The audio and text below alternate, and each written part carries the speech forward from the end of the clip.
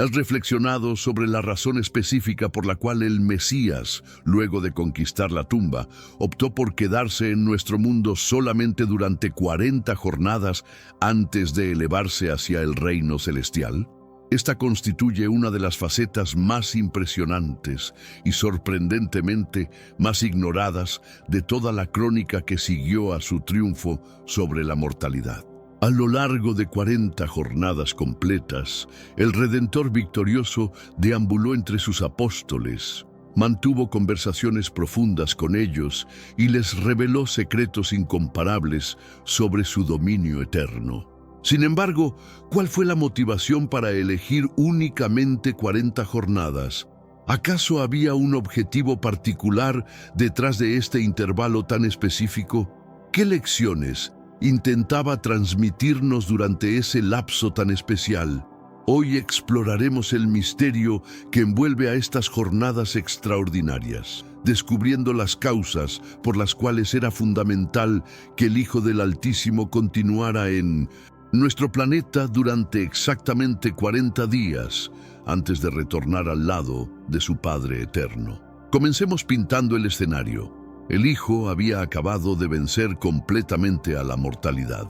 Después de permanecer 3 jornadas en el sepulcro, emergió de entre los difuntos en una demostración espectacular del poder supremo del Altísimo. Este fue el momento que toda la creación había estado esperando, el triunfo absoluto sobre la transgresión, la muerte y el abismo había sido completado.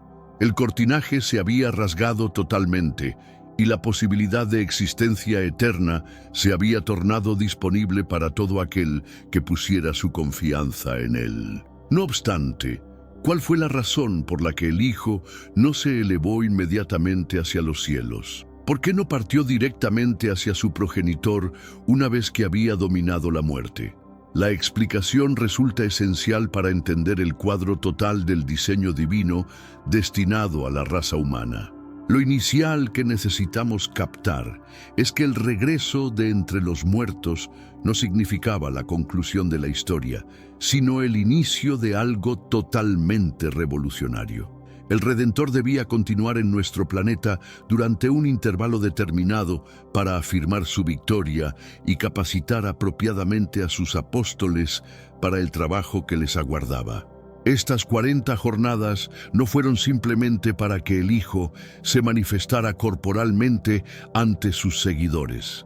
Constituyeron un periodo de cambio, una época dedicada a la instrucción, la rehabilitación y el encargo de la misión. A lo largo de las 40 jornadas siguientes a su regreso de entre los muertos, el Mesías se apareció ante múltiples individuos, inicialmente ante María de Magdala, luego ante los apóstoles e incluso ante más de 500 devotos al mismo tiempo. Durante estas manifestaciones, el Hijo no únicamente estaba calmando a sus apóstoles respecto a su victoria sobre la mortalidad, sino que también los estaba capacitando para la misión que tenían por delante. En el libro de los Hechos 1:3 encontramos que el Redentor se mostró viviente ante ellos, posterior al padecimiento, por medio de múltiples evidencias irrefutables, manifestándoseles durante 40 jornadas y conversando acerca del dominio del Altísimo. Este intervalo resultó vital por diversas causas fundamentales. Recordemos que estos eran los mismos apóstoles que se habían esparcido repletos de pavor por sus existencias cuando el Maestro fue capturado. Habían observado su ejecución y indudablemente se encontraban intensamente perturbados por los sucesos que rodearon su fallecimiento. El regreso de entre los muertos no fue meramente un instante placentero, simbolizó una transformación drástica y requerían tiempo para entender totalmente la importancia de lo que había sucedido. El Redentor empleó este intervalo de 40 jornadas para evidenciarles que genuinamente estaba viviente y para garantizarles que permanecía junto a ellos. Imaginemos lo que debe haber significado para ellos. Habían coexistido con el Hijo durante años, observado sus prodigios, escuchado sus lecciones y visto su agonía y muerte. Ahora se confrontaban con la realidad de un Redentor resucitado. No se trataba de un espectro, era el propio Maestro en forma corporal, erguido frente a ellos, dialogando, alimentándose e interactuando de formas que demostraban que genuinamente había conquistado la mortalidad. A lo largo de estas 40 jornadas, el Hijo se concentró en un tema principal, el dominio del Altísimo. Sus apóstoles requerían entender que el regreso de entre los muertos no era solamente un suceso separado, formaba parte del cumplimiento del diseño divino más extenso para la humanidad. El Redentor les instruyó cómo las Escrituras, desde la ley hasta los visionarios, apuntaban hacia Él como la realización de las promesas divinas. En este mundo actual, vemos cada vez más personas yendo en contra de los principios tradicionales y parece que lo inmoral está cada vez más presente. Es común sentirse desorientado y sin rumbo. Sin embargo, aún existe un camino para recuperar la verdadera esencia y restablecer los principios éticos en nuestra rutina diaria. Si te sientes perdido en medio de la confusión y deseas más claridad, tenemos algo especial para ti, un recurso creado especialmente para ayudarte a comprender el significado de estos desafíos actuales y enfrentarlos con sabiduría y valentía. Este es el verdadero valor de Caminos de la Revelación, descifrando la Biblia por completo, un camino hacia la claridad y la serenidad a través de sus enseñanzas. Lo mejor de todo es que está disponible ahora, en el primer comentario fijado. No pierdas esta oportunidad de transformar tu vida y descubrir el propósito genuino de estos desafíos. Ahora volvamos al tema principal del vídeo. Por ejemplo, en Lucas 24, 45, 47, encontramos que entonces les despejó la mente para que entendieran las Escrituras y les expresó: de esta manera está escrito que el ungido sufriera y resucitara de entre los fallecidos al tercer día, y que se anunciara en su nombre el arrepentimiento y la remisión de transgresiones en todas las naciones, iniciando desde Jerusalén.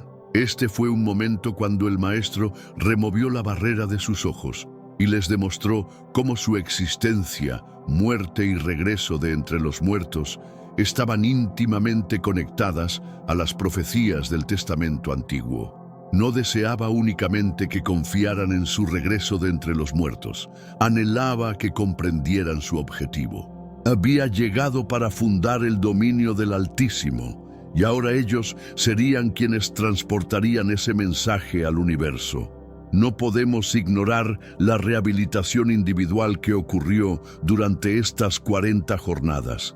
Pedro, uno de los apóstoles más próximos al Redentor, lo había rechazado 3 veces antes de su ejecución.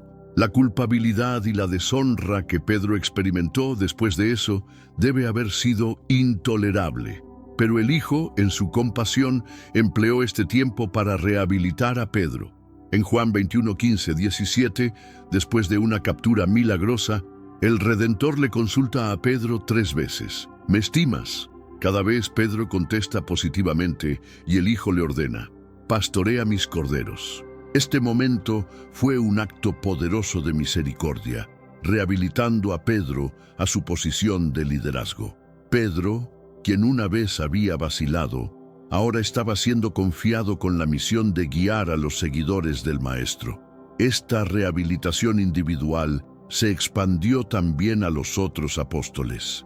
Las manifestaciones del Hijo no se referían únicamente a instrucción, se referían a curación, perdón y restablecimiento de la confianza y el objetivo que habían sido destruidos durante su ejecución.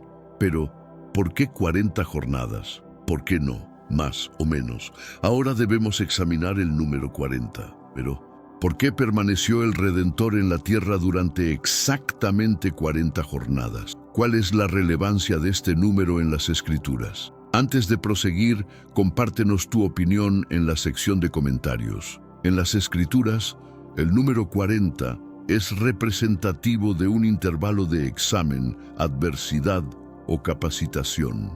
Examinemos estos ejemplos. Los hebreos vagaron por el páramo durante 40 años mientras fueron examinados y capacitados para ingresar en la tierra prometida.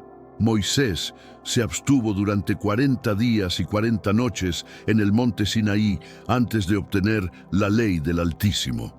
Elías se trasladó 40 días y 40 noches hacia el monte Horeb después de escapar de Jezabel. En cada uno de estos casos, el intervalo de 40 simbolizó un tiempo de capacitación para algo trascendental. Similarmente, las 40 jornadas del Hijo en la tierra, después de su regreso de entre los muertos, fueron un tiempo de capacitación, capacitando a sus apóstoles para la misión que tenían por delante, capacitándolos para transportar las buenas nuevas al universo y capacitándolos para experimentar las consecuencias de su regreso de entre los muertos. Ahora que poseemos algo de contexto, deseo hacer una pausa y consultarte. ¿Qué consideras que el Redentor estaba intentando instruir a sus apóstoles durante este intervalo de 40 jornadas? ¿Consideras que este tiempo fue solo para los apóstoles o existe algo en él para nosotros actualmente? Pero antes, comparte este video con alguien a quien aprecias. Nuestra misión más grande en la tierra es difundir la palabra del Señor. ¿Sabías que muchas personas carecen de conocimientos por falta de contenido adecuado? Envíalo a ese grupo de WhatsApp o públicalo en Facebook. Estoy seguro de que no te arrepentirás. Y si te gustan videos como este, comenta abajo, quiero más.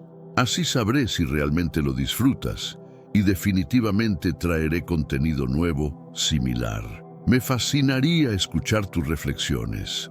Déjalas en la sección de comentarios y continuemos esta conversación unidos. Mientras meditamos sobre este intervalo de 40 jornadas, también debemos meditar sobre nuestro propio recorrido como creyentes. Así como los apóstoles estaban siendo capacitados para la misión de propagar las buenas nuevas, nosotros también estamos siendo capacitados. La interrogante es, ¿estamos preparados para ejecutar la misión que el Redentor nos ha confiado? Profundicemos en la relevancia simbólica del número 40, especialmente cómo es significativo para la obra de salvación que el Hijo vino a ejecutar en la tierra. Examinemos cómo las 40 jornadas después del regreso de entre los muertos se vinculan con las 40 jornadas que el Redentor pasó absteniéndose en el páramo antes de su ministerio terrenal, y cómo se relaciona con las 40 jornadas de precipitación durante la inundación de Noé, que destruyó el universo antiguo para introducir el nuevo universo. Al iniciar, debemos tomarnos un momento para reflexionar sobre la relevancia bíblica del número 40. En las Escrituras, el número 40 frecuentemente significa un intervalo de examen, capacitación o adversidad. No es solo un número aleatorio. Hay una causa profunda por la cual el Altísimo lo eligió como símbolo de refinamiento y transformación espiritual. Antes de que el Redentor iniciara su ministerio público, pasó 40 jornadas, absteniéndose en el páramo, soportando la tentación de Satanás. Este intervalo estuvo caracterizado por exámenes espirituales intensos y capacitación para la misión que tenía por delante. En Mateo 4:1-2 encontramos, entonces el Maestro fue conducido por el Espíritu al páramo para ser tentado por el diablo. Y después de haber ayunado 40 jornadas y 40 noches, experimentó hambre. ¿Cuál era el objetivo de este ayuno de 40 jornadas? No se trataba solo de que el Redentor soportara el hambre corporal. Se trataba de resistir las tentaciones que habrían desviado su misión. Cada tentación que Satanás presentó al Maestro fue un examen de su identidad, su misión y su confianza en el Altísimo.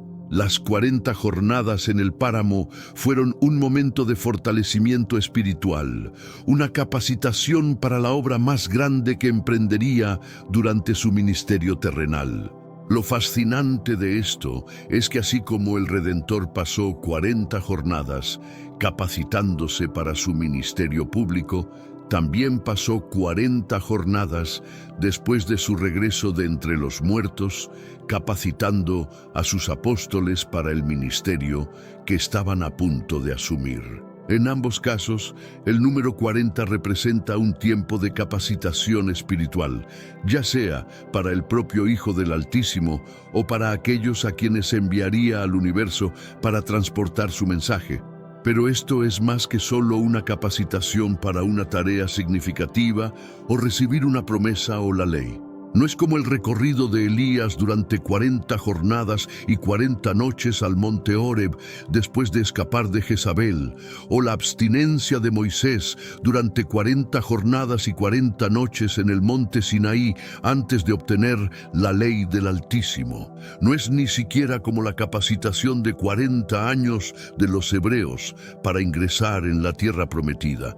Esto se refiere a fundar un nuevo universo donde el Redentor es el soberano, tal como precipitó durante 40 jornadas y noches para generar la gran inundación que fundó un nuevo universo en el tiempo de Noé. El Maestro empleó 40 jornadas para comisionar al ejército terrenal para su reino eterno antes de elevarse a su trono en el cielo, donde gobierna como soberano de soberanos y señor de señores para siempre. En Génesis 7:12 se nos informa: y hubo precipitación sobre la tierra 40 jornadas y 40 noches. La inundación fue un tiempo de juicio, pero también fue un tiempo de renovación. El Altísimo empleó las 40 jornadas de precipitación para purificar la tierra de su corrupción y capacitar para un nuevo inicio. En este caso, 40 fue un intervalo de purificación y transformación hacia un nuevo universo. Ahora considera el paralelismo entre las 40 jornadas de precipitación y las 40 jornadas después del regreso de entre los muertos del Redentor. Ambos intervalos representan un tiempo de transición, uno del juicio y la destrucción a la renovación y el otro de la muerte a la existencia. Así como las aguas de la inundación purificaron la tierra y la capacitaron para un nuevo inicio, las 40 jornadas después del regreso de entre los muertos del Maestro fueron un tiempo de renovación, capacitación y comisión para la nueva obra que el Altísimo iba a ejecutar en y a través de sus seguidores. En ambos casos, el número 40 fue simbólico de un intervalo de purificación, transición y renovación espiritual. El Altísimo empleó el número 40 para marcar un tiempo de cambio trascendental, ya fuera la purificación de la tierra o la capacitación de sus apóstoles para su misión. Entonces, ¿para qué exactamente estaba capacitando el Redentor a sus apóstoles durante estas 40 jornadas? Hay varios elementos principales que podemos observar mientras reflexionamos sobre este intervalo. Durante las 40 jornadas, después de su regreso de entre los muertos, el Maestro se estaba asegurando de que sus apóstoles entendieran totalmente el objetivo de su existencia, muerte y regreso de entre los muertos. Habían observado morir en la cruz y habían presenciado su regreso de entre los muertos, pero aún no captaban totalmente las consecuencias de lo que había ocurrido. Este fue un tiempo para que el Redentor aclarara y explicara, para asegurarse de que entendieran que su regreso de entre los muertos no era solo un suceso separado, sino el inicio de un nuevo reino, una nueva forma de existencia. En Hechos 1:3 expresa que el Maestro se mostró viviente ante ellos después del padecimiento, por medio de muchas evidencias, manifestándoseles durante 40 jornadas y conversando del dominio del Altísimo. El Hijo empleó este tiempo para explicar a sus apóstoles que su misión no era solo recordar su regreso de entre los muertos, sino propagar el mensaje del dominio del Altísimo al universo. Interrogante para ti: ¿qué consideras que aprendieron los apóstoles del Redentor durante estas 40 jornadas? ¿Estaban totalmente capacitados para asumir la misión que les estaba otorgando? Deja tus reflexiones en la sección de comentarios. Los apóstoles del Maestro habían atravesado por una experiencia traumática.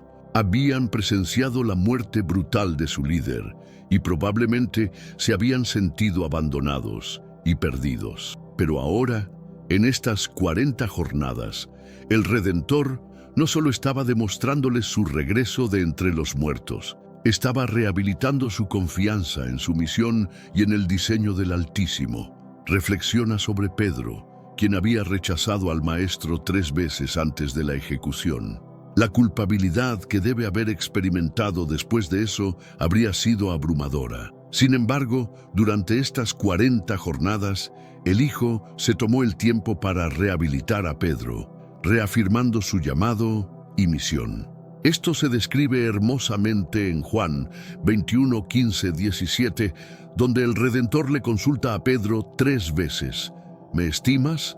Y cada vez Pedro contesta positivamente, y el Maestro expresa: pastorea mis corderos. El Hijo no solo estaba recordando a Pedro su estimación por él, estaba reafirmando el objetivo de Pedro como líder en la congregación primitiva.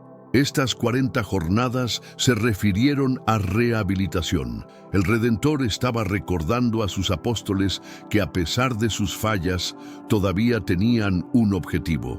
Todavía estaban llamados a ser sus testigos. El Maestro también empleó las 40 jornadas para capacitar a sus apóstoles para la venida del Espíritu Santo. En Hechos 1, 4, 5 encontramos que el Hijo les ordenó: no se alejen de Jerusalén, sino aguarden el obsequio que mi progenitor prometió, del cual me han escuchado hablar. Porque Juan bautizó con agua, pero dentro de pocas jornadas ustedes serán bautizados con el Espíritu Santo. Esta promesa del Espíritu Santo era principal para el futuro ministerio de los apóstoles. Sin el Espíritu Santo, habrían sido ineficaces para ejecutar la misión que el Redentor les estaba otorgando. Durante estas 40 jornadas, el Hijo no solo los estaba capacitando espiritualmente, sino también equipándolos con el conocimiento de que el Espíritu Santo pronto los empoderaría para ejecutar la obra a la que los estaba llamando.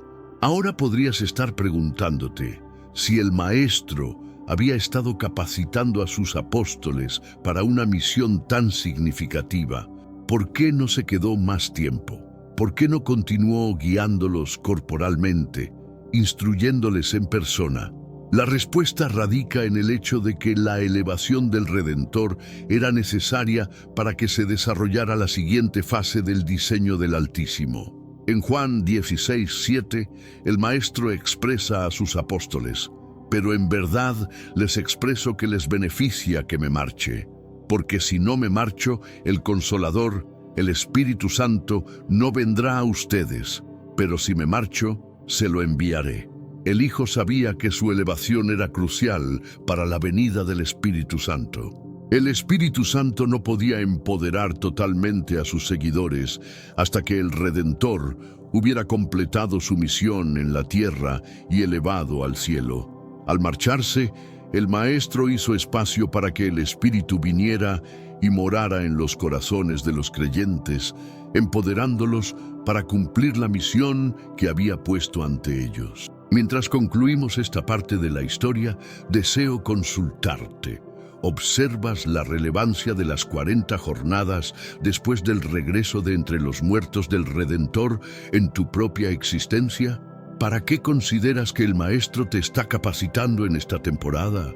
¿Cómo podemos aplicar las lecciones que instruyó a sus apóstoles durante este tiempo a nuestro propio recorrido como creyentes? Me fascinaría escuchar tus reflexiones en la sección de comentarios. ¿Para qué consideras que el Altísimo te está capacitando ¿Y cómo puedes ser testigo de su regreso de entre los muertos en el universo? Después de 40 jornadas de instrucción, rehabilitación y fortalecimiento espiritual, era momento para que el Redentor comisionara a sus apóstoles para ejecutar la obra para la cual los había capacitado. Estos ya no eran los mismos hombres temerosos e inciertos que se habían dispersado durante su arresto y ejecución. El Maestro los había transformado a través de su regreso de entre los muertos, y ahora los estaba enviando en una misión que cambiaría el universo.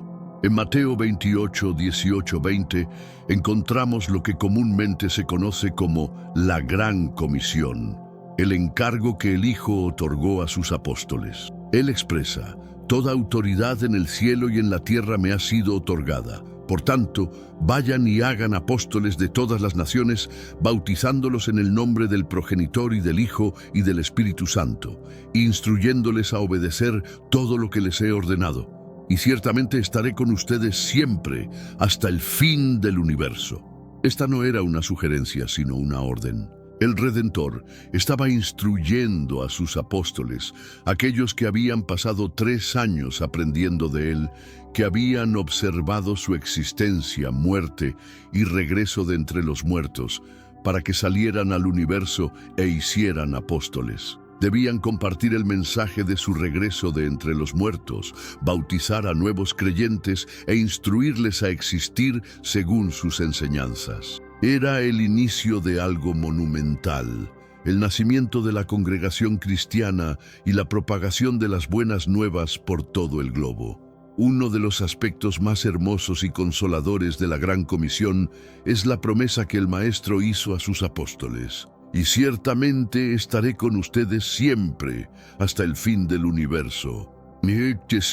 Imagina cuán alentadoras deben haber sido estas palabras para los apóstoles. El Redentor había estado con ellos corporalmente durante más de 3 años, pero ahora estaba a punto de elevarse al cielo. Los estaba dejando, pero no en el sentido de que los estaba abandonando. De hecho, les estaba asegurando que su presencia continuaría con ellos. Ya no estaría corporalmente con ellos, pero estaría con ellos de una nueva manera. Su presencia iría más allá de la proximidad corporal y sus apóstoles lo experimentarían a través del Espíritu Santo. Esta promesa fue un recordatorio poderoso de que la obra del Maestro no se limitaba solo a su ministerio terrenal. Continuaría a través de sus seguidores, empoderados por el Espíritu. Mientras que la Gran Comisión fue inicialmente otorgada a los apóstoles, es claro que esta misión no es solo para ellos, sino para todo creyente. Es fácil reflexionar sobre los apóstoles como los únicos llamados a compartir las buenas nuevas, pero la verdad es que la misión pertenece a todos los que siguen al Redentor. La Gran Comisión es un encargo que trasciende tiempo y lugar. Es un llamado para ti y para mí, independientemente de nuestro trasfondo, nuestra ocupación o nuestra posición en la existencia. El Maestro no solo estaba expresando a sus apóstoles que predicaran las buenas nuevas, los estaba comisionando para hacer apóstoles de todas las naciones. Esto representa que la misión nunca tuvo la intención de limitarse a un pequeño grupo de personas en una pequeña parte del universo. Las buenas nuevas estaban destinadas a expandirse a cada nación, cada cultura, cada grupo de personas. Aquí es donde radica la hermosura de la Gran Comisión. Es un llamado a alcanzar más allá de nuestras zonas de comodidad, más allá de nuestras fronteras y abrazar la naturaleza global diversa del dominio del Altísimo. Pero, ¿cómo se suponía que los apóstoles ejecutarían esta misión imposible? ¿Cómo podrían salir y cambiar el universo cuando no tenían poder en sí mismos? Aquí es donde entra la promesa del Espíritu Santo. En Hechos 1, 4, 5, justo antes de que el Redentor se eleve al cielo, expresa a sus apóstoles: «No se alejen de Jerusalén, sino aguarden el obsequio que mi progenitor prometió, del cual me han escuchado hablar. Porque Juan bautizó con agua, pero dentro de pocas jornadas ustedes serán bautizados con el Espíritu Santo. El Maestro estaba capacitando a sus apóstoles para la llegada del Espíritu Santo, quien los empoderaría para ejecutar la obra que les había otorgado. El Espíritu Santo no era solo un concepto abstracto, era la presencia activa del Altísimo dentro de los creyentes, capacitándolos para ejecutar cosas que nunca podrían hacer por sí solos. El Espíritu empoderaría a los apóstoles para hablar valientemente, sanar a los enfermos, realizar prodigios y compartir las buenas nuevas con convicción. Pero el Espíritu Santo también estaría con todos los creyentes, ayudándolos a existir según las enseñanzas del Maestro, proporcionando consuelo, sabiduría y guía. La promesa del Espíritu Santo fue un cambio de juego. Fue el medio por el cual el Redentor continuaría su obra en la tierra, no a través de su presencia corporal, sino a través de su Espíritu que mora en nosotros. Y el mismo Espíritu Santo está disponible para nosotros actualmente. No estamos solos para cumplir la misión que el Maestro nos otorgó. El Espíritu Santo está con nosotros, empoderándolos, guiándolos y ayudándolos a ser testigos fieles del Redentor, en un universo que desesperadamente necesita escuchar su mensaje. Mientras reflexionamos sobre la gran comisión y la promesa del Espíritu Santo, debemos recordar que el Maestro no solo nos capacita para una misión, sino que también proporciona los medios para cumplirla. Los apóstoles no fueron llamados a ejecutar su misión con sus propias fuerzas, y nosotros tampoco. El Redentor nos capacita para nuestro objetivo, instruyéndonos, rehabilitando nuestra confianza y equipándonos con el Espíritu Santo para empoderarnos para la obra a la que nos ha llamado. Pero tal vez estés observando esto y preguntándote, ¿qué pasa si no estoy capacitado? ¿Qué pasa si no poseo lo que se requiere? La verdad es que ninguno de nosotros está totalmente capacitado por sí solo, pero el Maestro no nos deja para que lo resolvamos nosotros mismos, nos empodera y promete estar con nosotros en cada paso del camino. El Redentor llama a cada uno de nosotros a un objetivo mayor que nosotros mismos. Nos invita a seguirlo, a ser sus apóstoles y a transportar su mensaje al universo. Si nunca has venido al Maestro, ahora es el momento de hacerlo. Él es quien te capacita, quien te otorga un objetivo y quien te equipa para cumplir ese objetivo. El Espíritu Santo te guiará, así como guió a los apóstoles, y te otorgará la fuerza que requieres para existir tu llamado. Así que te invito actualmente, ven al Redentor, permite que te capacite para el objetivo que posee para ti. A través de su regreso de entre los muertos, ha hecho un camino para que poseas existencia eterna. A través del Espíritu Santo, te otorga el poder para existir esa existencia con objetivo y valentía. ¿Aceptarás el llamado? ¿Abrazarás la misión que el Maestro te ha encomendado? Ven a Él actualmente y recibe la fuerza, el objetivo y la promesa de su presencia para guiarte todo el camino. Gracias por acompañarnos en este recorrido a través de por qué el Redentor permaneció solo 40 jornadas en la tierra después del regreso de entre los muertos antes de elevarse al cielo. Que seas inspirado a existir la misión que te ha otorgado con el poder del Espíritu Santo. La relevancia de estas 40 jornadas trasciende la narrativa bíblica y se convierte en un diseño divino que podemos observar a lo largo de toda la crónica de la salvación. Cada vez que el Altísimo ha establecido un nuevo pacto o ha iniciado una nueva era en su diseño redentor, el número 40 aparece como un marcador temporal trascendental. Este no es simplemente un capricho divino o una coincidencia numérica, simboliza la perfecta sabiduría del Altísimo en el cronometraje de sus intervenciones en la crónica humana. Las 40 jornadas posteriores al regreso de entre los muertos no fueron una excepción, sino la culminación de un diseño establecido desde los tiempos más antiguos. La numerología sagrada revela que el Altísimo no opera de manera aleatoria, sino que cada detalle de su plan está meticulosamente orquestado.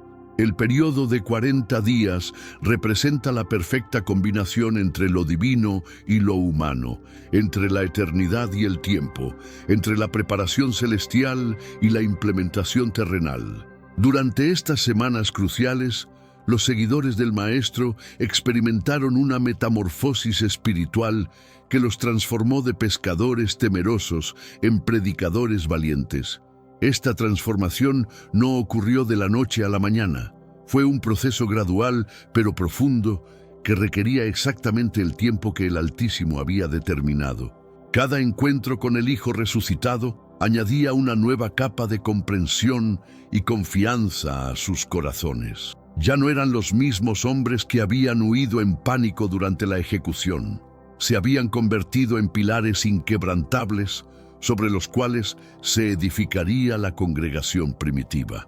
La psicología espiritual detrás de esta transformación revela cómo el Altísimo trabaja en el corazón humano.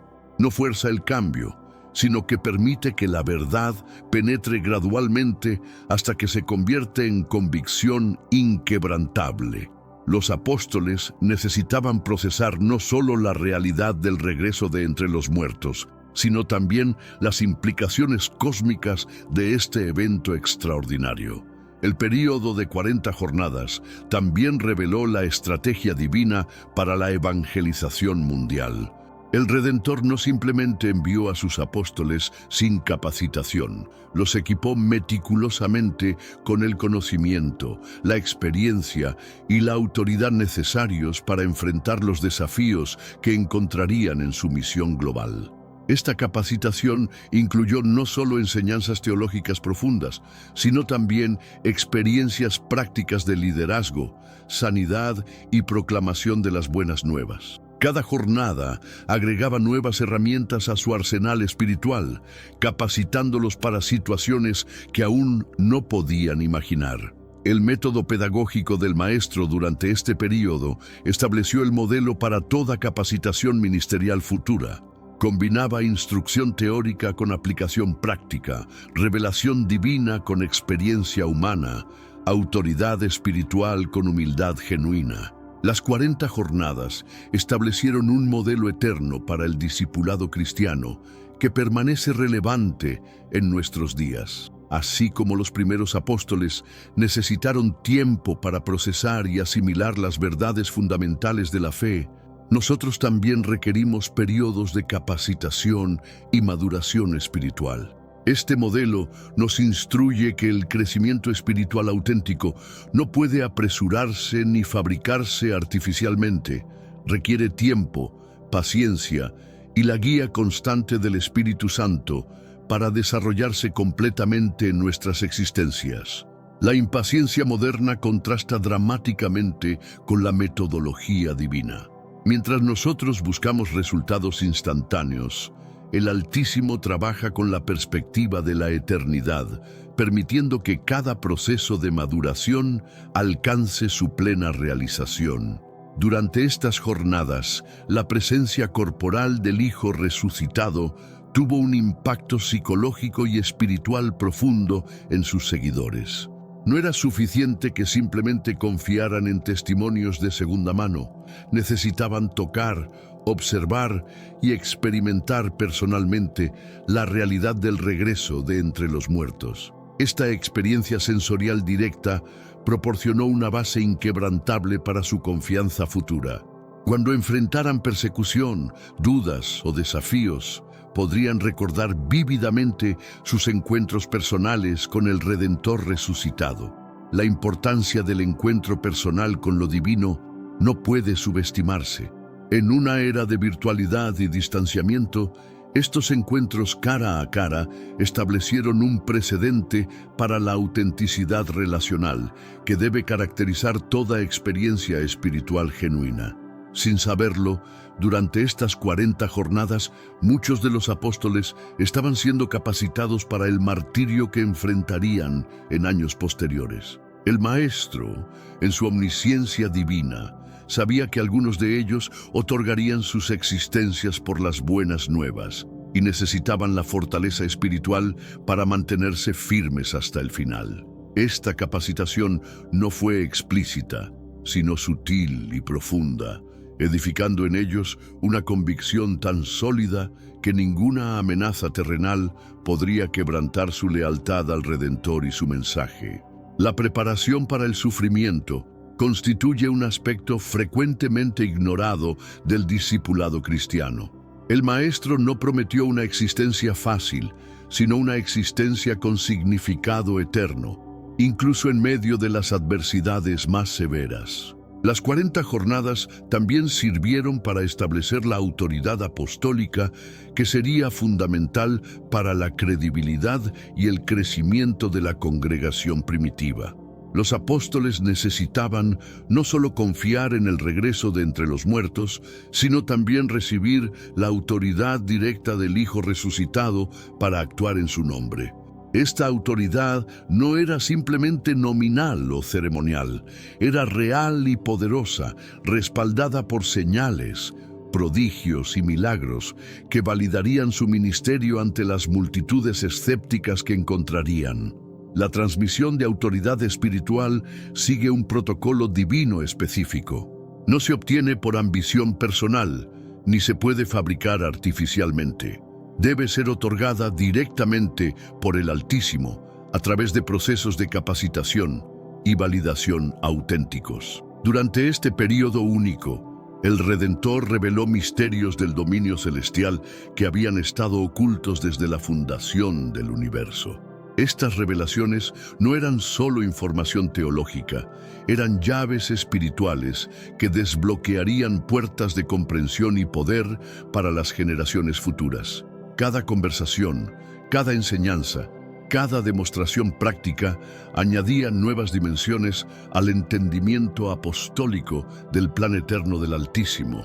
Los apóstoles se estaban convirtiendo en repositorios vivientes de sabiduría divina que posteriormente transmitirían a toda la humanidad. La profundidad de estas revelaciones explica por qué las enseñanzas apostólicas posteriores contienen tal riqueza teológica y autoridad espiritual. No eran especulaciones humanas, sino verdades recibidas directamente del Maestro resucitado. Las 40 jornadas representaron un momento de sincronización cósmica, donde el cielo y la tierra operaron en perfecta armonía. Cada elemento del plan divino se estaba alineando para el lanzamiento de la era de la congregación y la propagación global de las buenas nuevas. Esta sincronización incluyó no solo la capacitación de los apóstoles, sino también la preparación del contexto histórico, político y cultural que facilitaría la expansión inicial del cristianismo. El Altísimo había estado orquestando eventos durante siglos para crear las condiciones óptimas para este momento crucial. La perspectiva cósmica nos ayuda a entender que nuestras existencias individuales forman parte de un diseño mucho más grande. Cada período de capacitación, cada momento de espera, cada experiencia de crecimiento contribuye al cumplimiento del propósito eterno del Altísimo. Durante estas jornadas, los apóstoles no solo recibieron instrucción para su ministerio inmediato, sino que también fueron capacitados para comprender y comunicar las implicaciones proféticas del regreso de entre los muertos. Se estaban convirtiendo en intérpretes autorizados de los eventos escatológicos que darían forma al futuro de la humanidad. Esta dimensión profética explica por qué los escritos apostólicos posteriores contienen visiones tan claras del futuro y del plan eterno del Altísimo. No eran especulaciones teológicas, sino revelaciones recibidas directamente durante este período de capacitación intensiva.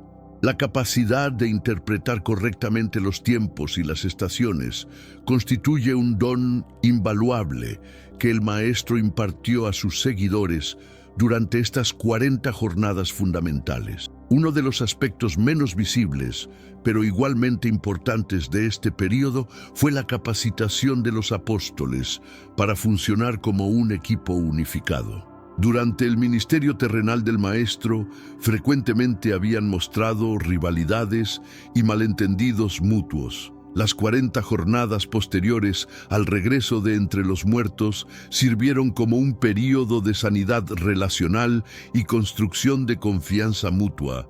Los apóstoles aprendieron a funcionar como un cuerpo unificado, cada uno contribuyendo sus dones únicos para el bien común. Esta unidad no era artificial ni forzada.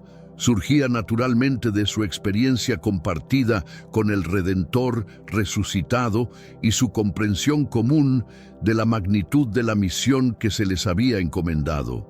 Durante este periodo también se establecieron muchas de las tradiciones y prácticas que caracterizarían a la congregación primitiva. Desde los patrones de adoración hasta los métodos de enseñanza, desde las formas de comunión hasta los rituales de iniciación, todo se estaba codificando bajo la supervisión directa del Maestro resucitado. Estas tradiciones no eran meramente ceremoniales. Contenían significados espirituales profundos que conectarían a las generaciones futuras con la experiencia original de los apóstoles. Cada práctica establecida servía como un puente entre lo divino y lo humano, entre lo eterno y lo temporal. La preservación cuidadosa de estas tradiciones garantizaría que la esencia del mensaje apostólico se mantuviera pura a través de los siglos, resistiendo las distorsiones y corrupciones que inevitablemente surgirían. Aunque los apóstoles provenían principalmente de un trasfondo judío, el Maestro los estaba capacitando para una misión que trascendería todas las barreras culturales, étnicas y lingüísticas. Durante las 40 jornadas, recibieron principios de adaptabilidad cultural que les permitirían comunicar eficazmente las buenas nuevas en cualquier contexto. Esta capacitación incluía no solo flexibilidad metodológica, sino también sabiduría para distinguir entre elementos esenciales del mensaje que nunca podrían cambiarse y aspectos culturales que podrían adaptarse según las circunstancias específicas de cada audiencia. La tensión creativa entre fidelidad al mensaje original y relevancia cultural contemporánea se estableció durante este período fundacional, proporcionando un modelo para todas las generaciones futuras de misioneros y evangelistas. Tenemos un recurso espiritual para ti, Caminos de la Revelación, un libro para comprender las profecías y fortalecer tu fe. Lo encuentras en el primer comentario. Léelo, compártelo y prepárate espiritualmente para lo que está por venir. No esperes a que otro desastre te obligue a mirar hacia arriba. Hoy es el día aceptable. Hoy es el tiempo de actuar con fe. Fortalécete en la palabra, profundiza en la oración y rodea tu vida de personas que también estén buscando a Dios de todo corazón. El Maestro sabía que sus seguidores enfrentarían oposición sistemática de parte de las instituciones religiosas y políticas existentes. Durante las 40 jornadas, los capacitó no solo para sobrevivir a esta persecución, sino para utilizarla como una oportunidad adicional, para demostrar la autenticidad y el poder de su mensaje. Esta capacitación incluía estrategias prácticas para la seguridad personal, métodos para mantener la comunicación en circunstancias difíciles y técnicas para convertir los juicios y arrestos en plataformas para la proclamación pública de las buenas nuevas. La mentalidad de víctima fue reemplazada por una mentalidad de victoria, donde cada obstáculo se convertía en una oportunidad y cada desafío en una puerta abierta para el avance del dominio del Altísimo. ¿Estás listo para que todo lo que sabes sobre el cristianismo se derrumbe por completo? Hoy vas a escuchar una historia enterrada durante siglos, una historia que la Iglesia no quiere que conozcas. ¿Sabías que existe un evangelio completo atribuido a una mujer, y no cualquier mujer, María Magdalena? Siempre nos dijeron que era una pecadora, arrepentida, sumisa, silenciosa. Pero textos antiguos, descubiertos en condiciones casi milagrosas, revelan algo impactante. María Magdalena fue mucho más que una seguidora. Algunos dicen que fue la discípula más cercana a Jesús. Incluso recibió enseñanzas secretas que los demás apóstoles jamás conocieron. Y hoy vas a ver con tus propios ojos lo que estos textos realmente dicen. En las narrativas más conocidas, María Magdalena aparece como una devota seguidora de Jesús, presente en los momentos más cruciales de su ministerio. Los textos mencionan que fue liberada de 7 demonios y que fue la primera testigo de la resurrección. Sin embargo, la tradición popular la ha etiquetado durante siglos como una prostituta arrepentida, una imagen que podría ser el resultado de confusiones interpretativas y la mezcla de diferentes personajes femeninos en los evangelios. Esta percepción limitada se fortalecía especialmente en corrientes que preferían minimizar cualquier liderazgo femenino. Pero aquí es donde los textos gnósticos irrumpen como un terremoto, presentando una perspectiva radicalmente diferente. El gnosticismo valoraba por encima de todo el conocimiento interior como vía hacia la salvación. Para los gnósticos, la materia era una prisión y la liberación del alma se alcanzaba a través de revelaciones que destruían las ilusiones del mundo material. Dentro de esta corriente surgieron escritos extraordinarios, entre ellos el Evangelio de María. Este texto no está completo. Tenemos fragmentos en griego y en copto, descubiertos en diferentes momentos históricos. Una parte crucial se encontró en el Códice de Berlín en 1896, pero su verdadera importancia solo se comprendió en el siglo XX, especialmente después del sensacional descubrimiento de Nag Hammadi en 1945. ¿Por qué llamarlo evangelio? La palabra significa buena nueva en griego. Pero a diferencia de los evangelios canónicos que narran la vida de Jesús, el Evangelio de María se enfoca en transmitir enseñanzas espirituales que Jesús habría confiado específicamente a ella. El texto presenta un escenario fascinante. Jesús resucitado conversa con sus discípulos, revelándoles secretos del reino de los cielos. Cuando se marcha, los discípulos quedan confundidos y atemorizados. Es entonces cuando María Magdalena toma la palabra, tranquilizándolos y compartiendo revelaciones privadas que Jesús le había confiado. Esta narrativa tiene implicaciones explosivas. Primero, coloca a María Magdalena en una posición de liderazgo espiritual por encima de figuras como Pedro y Andrés. Segundo, sugiere que existían enseñanzas reservadas que Jesús transmitió exclusivamente a ella. La reacción de Pedro es reveladora. En uno de los momentos más tensos del texto, cuestiona si Jesús realmente habría hablado en privado con una mujer y no con ellos. Esta incomodidad refleja las tensiones reales que existían en las primeras comunidades cristianas. María Magdalena responde, describiendo visiones místicas y un itinerario del alma a través de 7 potestades o dimensiones, donde debe vencer diferentes pasiones y apegos hasta alcanzar la plenitud espiritual. Estas descripciones revelan claramente el carácter gnóstico del texto, con su énfasis en la ascensión del alma a dimensiones superiores. Pero aquí surge la pregunta crucial. ¿Por qué este texto y otros similares fueron excluidos del canon bíblico?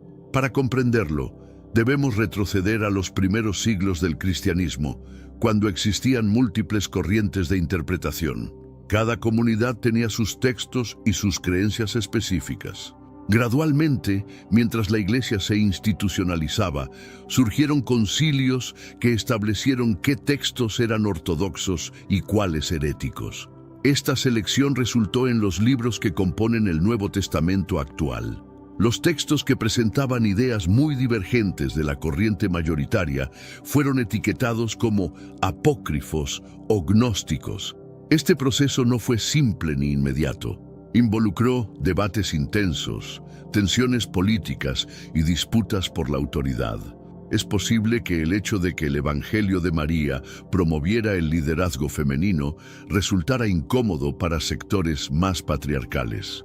Quizás su perspectiva extremadamente mística no encajaba con la línea que defendía la importancia de los sacramentos y una jerarquía sacerdotal bien definida.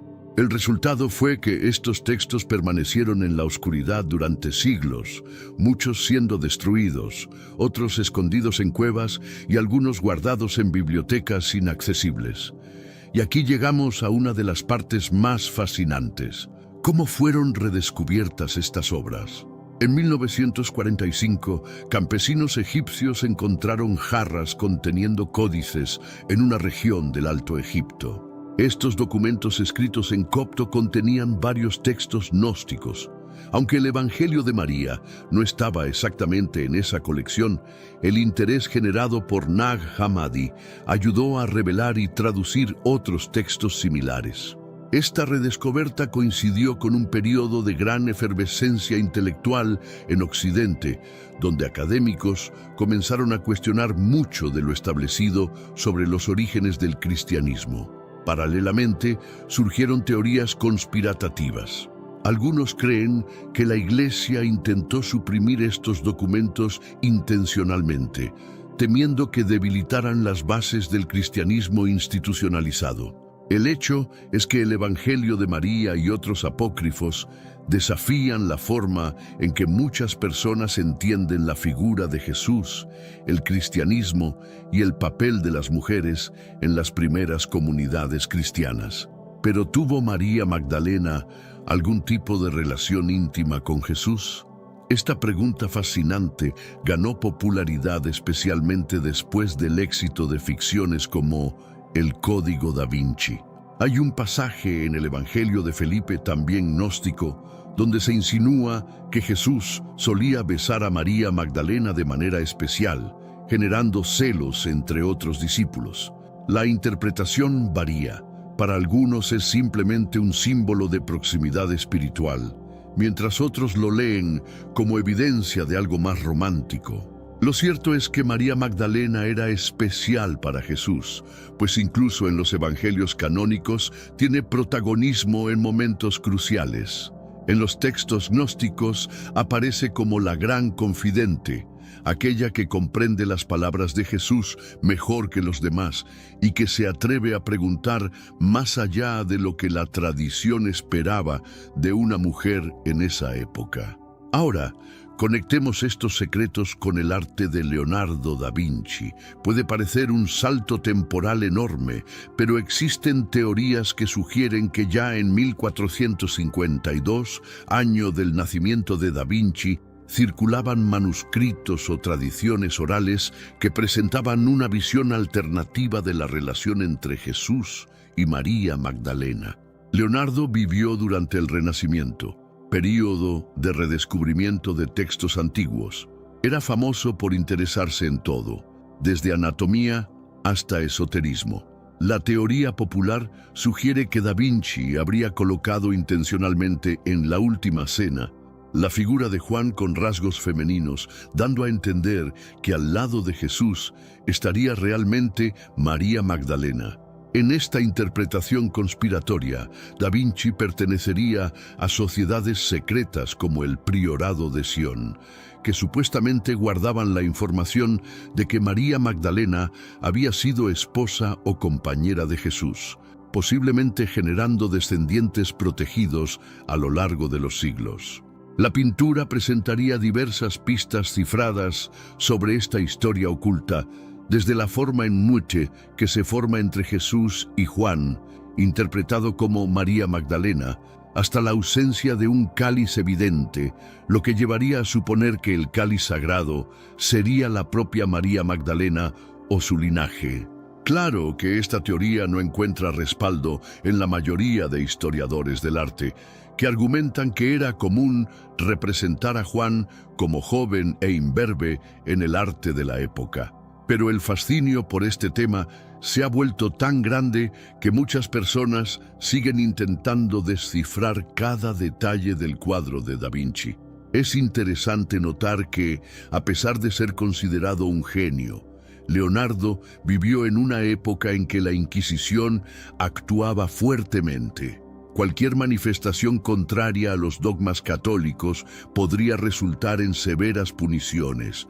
Por eso tiene sentido que si Da Vinci tenía creencias heterodoxas, necesitaría transmitir estas ideas a través de metáforas y códigos. ¿Cómo impacta este tema en la sociedad actual?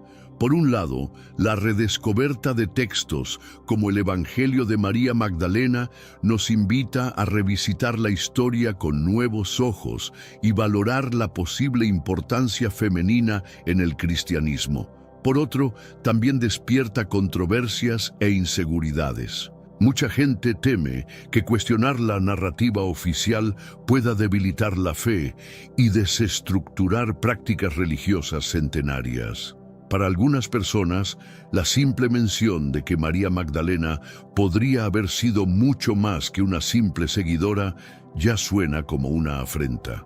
En contrapartida, para otros, la idea de que era una líder espiritual engrandece el mensaje de Jesús, mostrando que desde el principio las mujeres podían desempeñar papeles fundamentales. Existen beneficios en traer este debate a la superficie.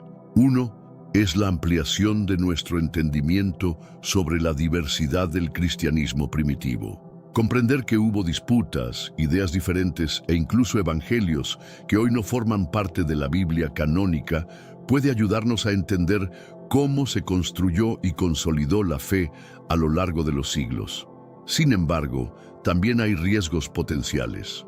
Uno es caer en teorías conspirativas desenfrenadas, donde todo es un gran secreto y nada es confiable. Hay quienes usan el hecho de que existan textos alternativos para atacar toda la estructura cristiana. Es necesario discernimiento, pues la tradición cristiana canónica también es fruto de siglos de reflexión y no debe ser despreciada completamente solo porque descubrimos textos diferentes. Otro punto delicado es que al enfatizar demasiado la posibilidad de una relación romántica entre Jesús y María Magdalena, hay quienes se pierden en la curiosidad sensacionalista y se olvidan de examinar la real profundidad espiritual de estos escritos. La figura de María Magdalena sigue intrigando a investigadores y fieles. Gradualmente, algunas tradiciones cristianas han comenzado a revisar la forma en que hablan de ella. La Iglesia Católica, por ejemplo, desde el pontificado de Francisco, elevó la memoria de María Magdalena al grado de fiesta, aproximándola al honor reservado a los apóstoles. En el ámbito esotérico, María Magdalena es frecuentemente vista como una especie de iniciada o maestra, alguien que habría recibido claves espirituales únicas. También hay corrientes místicas que la asocian con la idea del sagrado femenino. ¿Cómo podemos saber qué es verdad y qué es ficción? La respuesta honesta es que no tenemos 100% de certeza. Lo que tenemos son documentos históricos, análisis filológicos, arqueológicos y tradiciones que atravesaron generaciones. La búsqueda de la verdad, en este caso, puede verse como un camino espiritual en sí mismo. Estudiar con la mente abierta, pero con el cuidado de no aceptar todo acríticamente, es una forma de honrar tanto los textos canónicos como los apócrifos. El Evangelio de María Magdalena no es muy extenso en los fragmentos que llegaron hasta nosotros. Aún así, las palabras que tenemos son suficientemente poderosas para provocar cuestionamientos profundos. En la parte central de este Evangelio, María relata una visión que tuvo del Maestro. Mientras los discípulos demostraban desesperación, ella afirma que vio al Señor y que Él le reveló secretos del Espíritu, Dice que la verdadera culpa no viene de una transgresión exterior, sino de la ignorancia en relación al verdadero yo. Después describe su diálogo con las potestades y la manera como superó cada una hasta alcanzar la contemplación de la realidad suprema. Ahí ocurre la contestación de Andrés y Pedro, que no logran creer que el Maestro le haya confiado un mensaje tan profundo. En este punto, Levi interviene pidiendo que no se desacredite a María, pues ella es digna de confianza. Este pequeño fragmento resume la tensión entre la comunidad que reconocía la autoridad de María y el ala que resistía aceptar la voz de una mujer como líder espiritual. Esta historia se conecta íntimamente con la cuestión del lugar de la mujer en la Iglesia a lo largo de los siglos. Si María Magdalena fue realmente esa discípula diferenciada que recibió revelaciones profundas, entonces, ¿por qué las mujeres fueron, en la mayor parte de la historia, impedidas de ejercer funciones sacerdotales o de liderazgo? Algunos estudiosos, analizando la lengua original y la terminología usada, perciben similitudes entre este Evangelio de María y ciertos pasajes del Evangelio de Juan. Esto podría indicar que los gnósticos tenían acceso a tradiciones muy próximas a las que dieron origen al texto joánico. Uno de los elementos más interesantes en el estudio del Evangelio de María es la metáfora de vencer las potestades, que remite a la lucha interior contra las pasiones y los miedos. Esta idea no está ausente de los evangelios canónicos, pero en el texto de María gana un destaque sistemático. Es como si estuviera describiendo paso a paso el viaje del alma hacia la liberación total. Este tipo de enseñanza no necesariamente choca con la doctrina cristiana, pero la coloca en un lenguaje más próximo al esoterismo.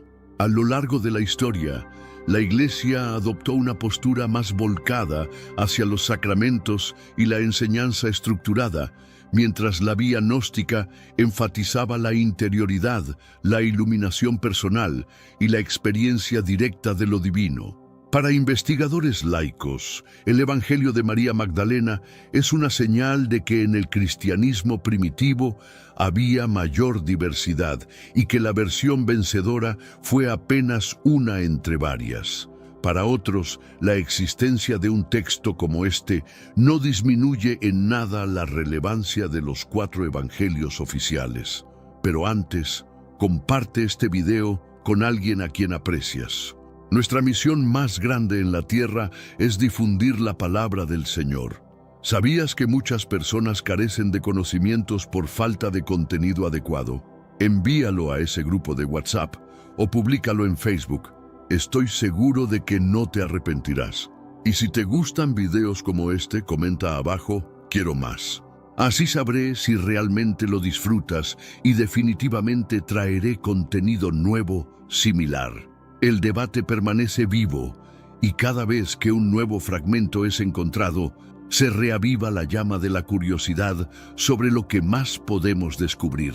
Algunos estudiosos entienden que Magdalena era simplemente la indicación de que María venía de Magdala, una localidad próxima al mar de Galilea. Otros especulan que Magdalena podría ser un título, algo como la torre, confiriendo a María un estatus de firmeza. Muchos creen que grupos como los cátaros, que florecieron en el sur de Francia entre los siglos XI y XIII, tendrían algún tipo de linaje espiritual que veneraba a María Magdalena como portadora de una tradición secreta. Esta creencia inspiró leyendas de que ella habría llegado al sur de Francia después de la crucifixión de Jesús, trayendo consigo enseñanzas sagradas. Hay iglesias y capillas en la región dedicadas a María Magdalena, lo que alimenta la narrativa de que podría haber vivido allí, propagando una forma de cristianismo místico. Todas estas perspectivas nos muestran cuán multifacética es la figura de María Magdalena y la fuerza simbólica impresionante que porta. Ella atraviesa los siglos y permanece como un enigma que hasta hoy muchos se dedican a intentar descifrar. El libro perdido, el Evangelio de María Magdalena, es una de las llaves que podría abrir nuevos horizontes, caso un día más fragmentos fueran descubiertos. Mientras tanto, tenemos que lidiar con lo que existe, comparando traducciones, analizando contextos y reconociendo que la historia oficial no siempre da cuenta de toda la pluralidad que existió en el pasado. Cada día surgen investigaciones más profundas, libros que procuran explicar con detalles la importancia de María Magdalena, conferencias académicas que discuten la historicidad de los textos apócrifos y movimientos espirituales que buscan en ella una inspiración para el presente. Hay mujeres que se sienten impulsadas a asumir liderazgos en comunidades cristianas, utilizando a María Magdalena como ejemplo de que la voz femenina en el cristianismo no es una novedad, sino algo que podría haber sido mucho más fuerte si no hubiera sido silenciada. La presencia de María Magdalena en la iconografía cristiana aún despierta discusiones. Es frecuentemente representada con cabello largo, a veces sosteniendo un vaso de alabastro. Sin embargo, en los últimos años, algunos artistas contemporáneos intentaron retratarla con la dignidad de una apóstola, vistiendo mantos semejantes a los de otros discípulos. Hablar sobre el libro perdido de María Magdalena también nos hace pensar en cómo la propia noción de perdido es simbólica. Hay textos que desaparecen, pero las ideas que contenían pueden sobrevivir de otras formas, en tradiciones orales, en rituales secretos, en simbolismos ocultos en el arte. La Iglesia Ortodoxa del Oriente, por ejemplo, guardó tradiciones diferentes de la Iglesia Católica Romana. Tal vez en algún rincón del mundo aún existan manuscritos antiguos que puedan un día salir a la luz y revolucionar definitivamente lo que sabemos sobre María Magdalena, Jesús y el cristianismo primitivo. Mientras eso no sucede, la mejor actitud es continuar estudiando, reflexionando y dialogando, sin dejar que el fanatismo o la negación total nos dominen. El equilibrio puede encontrarse en la apertura a la posibilidad de que sí, había más diversidad en los primeros tiempos de la fe cristiana de lo que imaginábamos. La memoria de María Magdalena, tal como aparece en los textos apócrifos, puede estimular el surgimiento de una espiritualidad que valoriza lo femenino y el conocimiento interior. Esto puede traer beneficios para quien busca comprender la totalidad de lo que es ser humano en relación con lo divino. Si hay un legado claro de este Evangelio de María Magdalena, es el llamado a percibir que cada individuo tiene la capacidad de entrar en contacto directo con lo divino, de superar sus miedos y confusiones y de encontrar la verdad en su propio interior. Es al mismo tiempo un mensaje profundo de empoderamiento femenino, mostrando que una mujer podría ser la guardiana de revelaciones grandiosas, y por otro lado, un recordatorio de cómo la historia humana está marcada por disputas de poder, por elecciones que se vuelven ortodoxia y por el olvido proposital o accidental de ciertas voces. El tema es inagotable. Las teorías sobre María Magdalena y su supuesto libro perdido se multiplican conforme nos profundizamos. Pero también cuanto más nos abrimos al campo del imaginario. Tenemos un recurso espiritual para ti, Caminos de la Revelación, un libro para comprender las profecías y fortalecer tu fe. Lo encuentras en el primer comentario. Léelo, compártelo y prepárate espiritualmente para lo que está por venir. No esperes a que otro desastre te obligue a mirar hacia arriba. Hoy es el día aceptable. Hoy es el tiempo de actuar con fe. Fortalécete en la palabra, profundiza en la oración y rodea tu vida de personas que también estén buscando a Dios de todo corazón. Lo que no podemos negar es que la simple existencia de un evangelio que lleva su nombre, describiendo diálogos espirituales y conflictos entre discípulos, ya es motivo suficiente para que sea considerada por muchos una figura clave del cristianismo naciente. Aunque este evangelio no haya sido reconocido como canónico, puede contener señales preciosas sobre las diversas formas de vivenciar el seguimiento de Jesús. Así llegamos al final de esta larga jornada. Espero que hayas aprendido algo nuevo sobre la historia, la espiritualidad y las grandes preguntas que envuelven el libro perdido de María Magdalena. Es probable que salgas de aquí con más preguntas que respuestas definitivas. Y ese es uno de los signos de que el conocimiento verdadero continúa vivo en nuestra búsqueda. Al fin y al cabo, la fe y el estudio caminan lado a lado.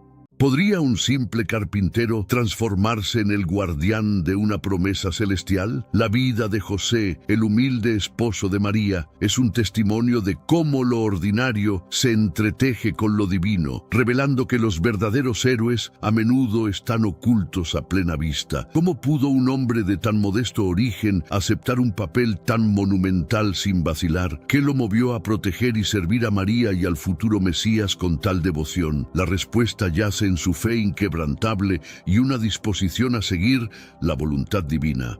Incluso cuando superaba todo entendimiento humano, José no solo acepta su papel con valentía, sino que abraza la responsabilidad de una vida entrelazada con el destino del mismo Salvador. Cuando el ángel Gabriel reveló a María que llevaría en su vientre al Hijo del Altísimo, José se encontró en el corazón de una historia divina. En Mateo 1:20-21, un ángel se aparece en sueños a José y le asegura: José, hijo de David, no temas recibir a María tu mujer, porque lo que en ella ha sido engendrado del Espíritu Santo es, y dará a luz un hijo, y llamará su nombre Jesús.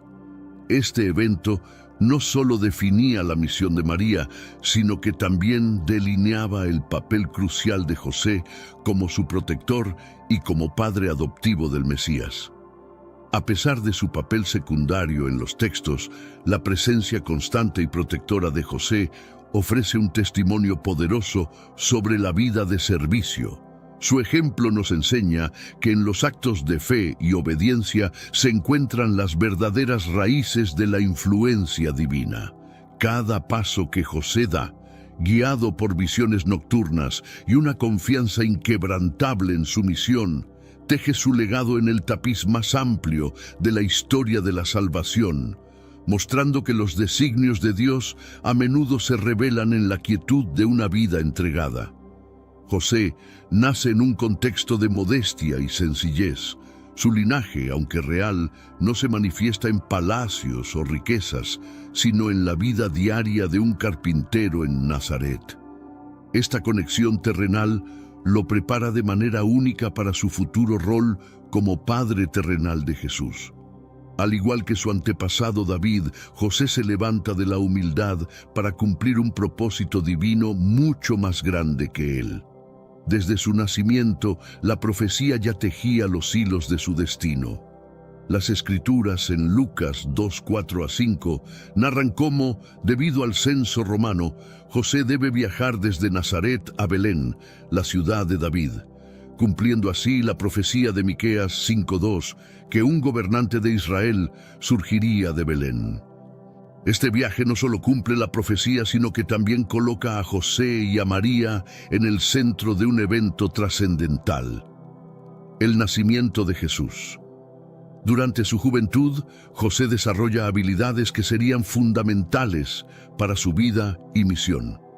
Aprendiendo el oficio de carpintería, no solo construye objetos de madera, sino también un carácter resiliente y obediente. Estas habilidades y su capacidad para el trabajo duro son cualidades esenciales que Dios utiliza para la crianza y protección de Jesús. A través de su trabajo diario, José enseña a Jesús no solo a moldear la madera, sino también a entender el valor del trabajo honesto y la dedicación. La elección de José por parte de Dios no es casualidad. Su linaje y su carácter lo preparan para una de las misiones más significativas en la historia humana. Al igual que los grandes patriarcas de la Biblia, José es elegido por su fe y su capacidad para servir al plan divino con humildad y valentía. A través de su vida vemos cómo Dios frecuentemente elige lo humilde y lo sencillo para llevar a cabo sus propósitos más grandiosos. El compromiso de José con María representa un acto de fe inquebrantable. Al descubrir que María estaba embarazada, José enfrenta un dilema profundo que pone a prueba su carácter y su devoción. Según Mateo 1:19, José, su marido, como era justo y no quería infamarla, quiso dejarla secretamente. Este versículo nos muestra la humanidad de José, su justicia y la profunda compasión que siente por María, aún en circunstancias extraordinariamente complejas. La intervención divina por medio de un ángel en un sueño cambia el curso de sus acciones. El ángel le asegura que el niño que María lleva es del Espíritu Santo y que su nacimiento cumplirá las profecías mesiánicas. Este encuentro sobrenatural, descrito en Mateo 1:20-21, no solo disipa sus dudas, sino que refuerza su fe y compromiso con el plan de Dios, llevándolo a aceptar no solo a María, sino también a su misión como padre del Mesías. La decisión de José de casarse con María y asumir la responsabilidad de criar al Hijo de Dios es un testimonio de su carácter obediente y temeroso de Dios. Este acto de fe no es una simple aceptación pasiva, sino una participación activa en la obra redentora de Dios. A través de su matrimonio, José se convierte en un pilar de soporte y protección para María y Jesús, desempeñando un papel crucial en la historia de la salvación. Al acoger a Jesús como su hijo, José no solo cumple con una función paternal terrenal, también se alinea con una misión celestial. Este acto establece una familia que sería el centro de muchos eventos bíblicos clave. En cada paso, la fe de José guía a su familia a través de desafíos y peligros, asegurando que el plan divino para la redención de la humanidad avance sin impedimentos. Su vida se convierte en un espejo de obediencia y confianza en Dios, mostrando que la verdadera fe implica acciones valientes y decisiones comprometidas. La vida de José está marcada por sueños divinos que guían sus decisiones en momentos críticos. El primer sueño que transforma su percepción y su destino ocurre cuando un ángel le revela la naturaleza divina del embarazo de María. Este evento, narrado en Mateo 1:20-21, no solo lo tranquiliza, sino que también lo comisiona como el guardián de la mayor esperanza de la humanidad. José responde a esta revelación con una fe extraordinaria. A pesar de las complicaciones sociales y personales que su decisión conlleva, él se aferra a la palabra divina y procede con el matrimonio, protegiendo a María y al futuro Mesías. Este sueño es el primero de varios que José recibiría, cada uno proporcionando dirección y confirmación de su papel en el plan divino. La naturaleza de estos sueños y su impacto en José subrayan la relación especial que tiene con Dios. Al igual que los profetas y patriarcas antes que él, José recibe comunicaciones directas de Dios que guían su camino. Estos momentos no solo fortalecen su carácter, sino que también preparan a su familia para los futuros desafíos que enfrentarían, desde el viaje a Belén hasta la huida a Egipto. Cada sueño que José experimenta lo capacita para liderar a su familia con confianza y propósito divino. En cada decisión que toma, José demuestra que la verdadera obediencia a Dios viene acompañada de acciones concretas y sacrificios personales. Su vida se convierte en un testimonio vibrante de cómo la fe, cuando se actúa con convicción y amor, puede alterar el curso de la historia y cumplir promesas eternas. El censo romano exigido por César Augusto lleva a José y María desde Nazaret a Belén, cumpliendo así la antigua profecía que el Mesías nacería en la ciudad de David. Lucas 2:4-5 describen este viaje no solo como un mandato político, sino como un paso crucial en el plan divino. A pesar de las dificultades del viaje, especialmente con María en avanzado estado de gestación, José mantiene su resolución y cuidado hacia su familia. La llegada a Belén y la subsiguiente falta de alojamiento revelan otra faceta de la vida de José, su resiliencia y su habilidad para enfrentar adversidades con fe inquebrantable. El nacimiento de Jesús en un humilde establo, lejos de disminuir, magnifica la importancia de la misión de José. A través de este acto se destaca la naturaleza mesiánica de Jesús, nacido en la más humilde de las circunstancias, pero destinado a ser rey. José, en su silencio, se convierte en el protector no solo de su familia, sino también de un misterio sagrado que cambiaría el mundo. Su rol como custodio y defensor se manifiesta en cada decisión, desde buscar refugio en un establo hasta su constante vigilancia y cuidado hacia el niño y su madre. Este episodio en Belén no es solo un inicio de una vida nueva para Jesús, sino también un testimonio de la fuerza y la dedicación de un padre que en silencio sostiene el peso del mundo. José asume la monumental tarea de criar a Jesús, no solo como su hijo, sino como el futuro Mesías. Esta responsabilidad no solo implica la educación tradicional, sino también la preparación para un destino trascendental. En cada etapa de la vida de Jesús, desde sus primeros pasos hasta sus primeras palabras, José está presente, ofreciendo guía y protección. A pesar de las limitaciones de información en los textos bíblicos sobre estos años, se puede inferir que José, como carpintero, enseñó a Jesús no solo el oficio, sino también valores como la integridad, el trabajo duro y la compasión. Estas lecciones se reflejan en las enseñanzas posteriores de Jesús, evidenciando la profunda influencia de José en su formación moral y espiritual. El papel de José como educador se destaca en la dedicación con la que cumple su misión. Cada día, a través de acciones y decisiones, modela para Jesús lo que significa vivir una vida de obediencia a Dios.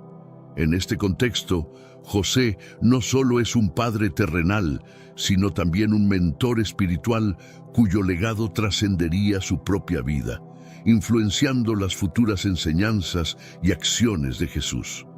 La vida cotidiana en Nazaret proporciona el escenario para esta formación integral. En esta pequeña comunidad, José y María crean un hogar lleno de amor y fe, un refugio seguro donde Jesús puede crecer y prepararse para su ministerio futuro. Hermanos míos, estamos viviendo los últimos días en esta tierra. Quiero recalcar que ya todas las profecías se están cumpliendo y se acerca el momento del fin. Te pregunto ahora, si hoy fuera el día del rapto de la iglesia, ¿estás preparado? Decidí lanzar para ustedes mi libro digital Caminos de la Revelación, descifrando la Biblia por completo. Es exclusivo de nuestro canal y ya ha ayudado a miles de personas en todo el mundo a prepararse para este gran día. Sumérgete ahora mismo en las profundidades de Palabra de Dios y prepárate para este gran día descargando este material que enriquecerá tu vida espiritual. No pierdas el tiempo. Haz clic en el enlace disponible en el primer comentario fijado y descarga de inmediato. Las unidades son limitadas, por lo que es crucial actuar. Ahora, para asegurar el acceso a este poderoso material, hazlo ahora antes de que se acaben las unidades. Este entorno, guiado por la mano firme y cariñosa de José, es crucial para el desarrollo del carácter de Jesús, preparándolo para los desafíos que enfrentaría más adelante. El peligro acecha cuando el rey Herodes emite una orden de matar a todos los niños menores de 2 años en Belén en un intento de eliminar al recién nacido rey de los judíos. Mateo 2:13-14 narra cómo un ángel del Señor aparece nuevamente en sueños a José para advertirle del inminente peligro y ordenarle huir a Egipto con su familia. Esta rápida y obediente respuesta de José subraya su papel protector y su total confianza en las instrucciones divinas. Durante su estancia en Egipto, José se convierte en el guardián de su familia en un entorno extranjero y potencialmente hostil. Este periodo no solo es un tiempo de refugio, sino también de crecimiento personal y espiritual para la familia. La habilidad de José para adaptarse y mantener a su familia segura en circunstancias desconocidas demuestra su fortaleza y resiliencia. Este exilio temporal cumple además una profecía, como se menciona en Oseas 11:1. De Egipto llamé a mi hijo. Esta estadía en Egipto es simbólica, recordando el exilio del pueblo judío y destacando la continuidad del plan de Dios a través de la historia. José, en su papel de protector, asegura que el Salvador de la humanidad pueda sobrevivir a estas amenazas tempranas en su vida. Al regresar a Israel después de la muerte de Herodes, José demuestra nuevamente su obediencia y prudencia. El ángel le instruye regresar, pero él elige establecerse en Nazaret en lugar de Belén, guiado por visiones y por la voluntad de mantener a su familia fuera del alcance de la influencia de Arquelao, hijo de Herodes y su sucesor, como se narra en Mateo 2:22-23. Una vez establecidos en Nazaret, José continúa su vida como carpintero, ofreciendo a Jesús un ejemplo de diligencia y devoción al trabajo. Esta nueva etapa en Nazaret permite a la familia sagrada una vida de mayor anonimato y normalidad, crucial para la seguridad y el desarrollo de Jesús en sus años formativos. Nazaret, descrita como una ciudad de humildad y sencillez, se convierte en el lienzo sobre el cual se pinta la vida diaria de la familia. Lucas 2:52 narra cómo Jesús crecía en sabiduría, estatura y gracia delante de Dios y de los hombres, un testimonio del ambiente amoroso y piadoso que José y María cultivaron. En este entorno, José no solo es un proveedor material, sino también un líder espiritual para su familia. Su influencia en el joven Jesús es palpable, preparándolo no solo en habilidades prácticas, sino también en comprensión espiritual y ética. La vida en Nazaret es un período de relativa tranquilidad que fortalece los lazos familiares y profundiza la preparación de Jesús para su futuro ministerio. El compromiso de José con su comunidad y su fe se reflejan en su participación en la sinagoga local y en las festividades religiosas, elementos fundamentales en la educación judía de Jesús. Esta integración en la comunidad no solo proporciona un entorno de apoyo, sino también un marco para la enseñanza y el aprendizaje mutuo, destacando la importancia de la comunidad en la vida espiritual. Uno de los pocos eventos de la infancia de Jesús documentados en las Escrituras es su visita al Templo de Jerusalén a los 12 años, descrito en Lucas 2:41-50. Este evento es significativo tanto para Jesús como para José, quien, junto con María, experimenta la angustia de perder a su hijo durante 3 días y luego la admiración al encontrarlo entre los maestros, discutiendo asuntos teológicos con una madurez sorprendente. Esta experiencia en el templo revela la creciente comprensión de Jesús de su identidad y misión divina. Su respuesta a María y José: ¿no sabíais que en los asuntos de mi Padre me es necesario estar?, no solo confirma su conciencia de su filiación divina, sino también desafía las expectativas de sus padres terrenales. Este momento es un punto de inflexión que muestra la evolución de la relación entre Jesús y sus padres, especialmente José, quien debe reconciliar su papel protector con la misión única de Jesús. Este evento también refuerza el entendimiento de José sobre la misión especial de Jesús. A través de esta experiencia, José se da cuenta más profundamente de que su hijo está destinado a algo mucho mayor que la vida de un carpintero en Nazaret. Este reconocimiento marca una transición en su paternidad, de guiar a Jesús en lo práctico a apoyarlo en su desarrollo espiritual y teológico. La participación de Jesús en las discusiones del templo no solo impresiona a los eruditos presentes, sino también a sus padres, proporcionando una vislumbre del impacto que Jesús tendría en el mundo. Este momento en el templo subraya la dualidad de Jesús como ser divino y humano, y destaca la importancia de la preparación que José y María le han proporcionado hasta este punto. Pero antes, comparte este video con alguien a quien aprecias. Nuestra misión más grande en la tierra es difundir la palabra del Señor. ¿Sabías que muchas personas carecen de conocimientos por falta de contenido adecuado?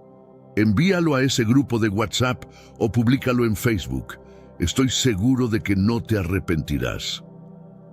Continuando con nuestro estudio, la narrativa de la vida de José en los Evangelios concluye con el relato del templo, sin detalles adicionales sobre sus últimos años o su muerte.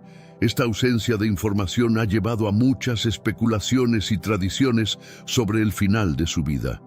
La tradición cristiana sugiere que José falleció antes del inicio del ministerio público de Jesús, basado en su ausencia durante los eventos posteriores narrados en los Evangelios. La última mención de José en los textos sagrados, sin embargo, no disminuye la importancia de su papel en la vida de Jesús y en el plan de salvación. A través de su vida, José proporciona un modelo de humildad, obediencia y fe inquebrantable. Su influencia en Jesús, desde la infancia hasta la adolescencia, prepara al Mesías para enfrentar su misión redentora. Aunque los detalles de su muerte son desconocidos, el impacto de José en la vida temprana de Jesús es indiscutible. Como padre terrenal, su amor, guía y protección ayudaron a moldear al Salvador del mundo. Su legado perdura en las enseñanzas y el ministerio de Jesús, reflejando su devoción y fidelidad a los propósitos de Dios. La vida y el ministerio de Jesús no pueden entenderse completamente sin reconocer el papel fundamental de José. Aunque su presencia en los Evangelios disminuye, su impacto es perdurable. José representa la fidelidad silenciosa pero poderosa que caracteriza a muchos que juegan roles cruciales en el fondo de los grandes dramas divinos. Su vida y su legado continúan inspirando a generaciones de creyentes a vivir con integridad y fe. En Nazaret, José ejerce su oficio de carpintero, un trabajo que no solo provee para su familia, sino que también sirve como un aula para la enseñanza de Jesús. Cada día en el taller, José comparte con Jesús las habilidades de la carpintería, infundiéndole no solo el arte del trabajo manual, sino también el valor del esfuerzo y la integridad. Esta transmisión de habilidades y valores es fundamental para el desarrollo del carácter de Jesús. La vida en Nazaret ofrece un escenario de normalidad y simplicidad, lejos de la mirada pública. Aquí, José y María nutren un hogar lleno de amor y respeto por las tradiciones judías, inculcando en Jesús una profunda reverencia por las Escrituras y las fiestas religiosas. La participación de la familia en eventos comunitarios y rituales religiosos es constante, proporcionando a Jesús un sentido de pertenencia y una comprensión de su herencia cultural y espiritual. José, como figura paterna, juega un papel crucial en la orientación espiritual de Jesús. A través de su ejemplo de piedad, oración y observancia de la ley mosaica, José establece un modelo de conducta que Jesús emularía en su vida adulta. Este ambiente de fe viva ayuda a Jesús a entender su identidad y misión, preparándolo para los desafíos futuros de su ministerio. La cotidianidad en Nazaret es también un periodo de crecimiento personal para José, quien, a través de su interacción diaria con Jesús, profundiza su propia comprensión de la fe. Este tiempo refuerza los lazos familiares y fortalece la unidad y la cohesión de la familia, haciendo de su hogar un refugio de estabilidad y amor. La vida en Nazaret, aunque aparentemente tranquila, es rica en enseñanzas y momentos significativos que forman la base del ministerio público de Jesús. El episodio en el Templo de Jerusalén, cuando Jesús tiene 12 años, es un momento definitorio tanto para él como para José. Este evento, descrito en Lucas 2:41-50, ocurre durante la festividad de la Pascua, una ocasión para la peregrinación y la celebración familiar.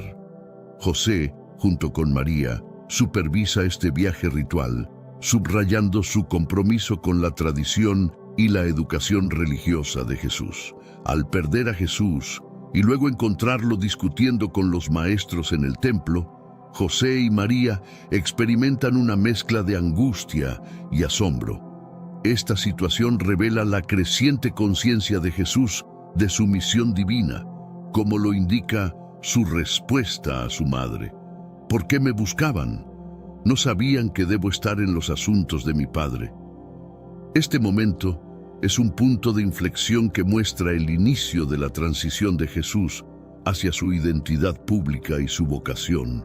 José, enfrentando el desafío de guiar a un hijo que es consciente de su llamado divino, maneja la situación con una mezcla de prudencia y respeto por la misión de su hijo. Su reacción ante la sabiduría y madurez de Jesús refuerza su papel como protector y mentor, pero también como alguien que aprende del propósito divino de su hijo. Este evento en el templo sirve como un recordatorio de que su hijo está destinado a una misión más grande que cualquier enseñanza tradicional que pueda ofrecer. La comprensión y aceptación de José de la misión especial de Jesús se profundiza tras este incidente.